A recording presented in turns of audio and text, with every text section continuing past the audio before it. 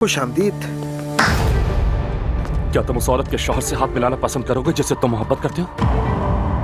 शायद तुमने कुछ सुन लिया है, लेकिन जैसा तुम सोच रहे हो वैसा कुछ चुप नहीं रहो है। बिल्कुल। क्या तुम्हारी नजरें मेरी बीवी पर है? रूहान, ऐसा कुछ नहीं है। तुम्हें जरूर कोई गलत फहमी हुई है। मैं क्या गलत समझूंगा? मैं जानता हूं तुम्हें, क्योंकि मैं तुम्हारा कई सालों से दोस्त हूं। नूर सोचती है कि तुम उसके दोस्त हो। तुम आखिर क्या सोच रहे थे रमीज? रूहान, मैं तुम्हें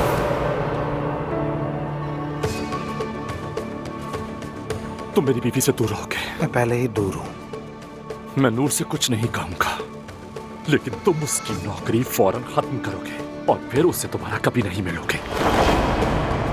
क्या तुम वाकई नूर के करियर को खत्म करना चाहते हो? करियर गया भाड़ में।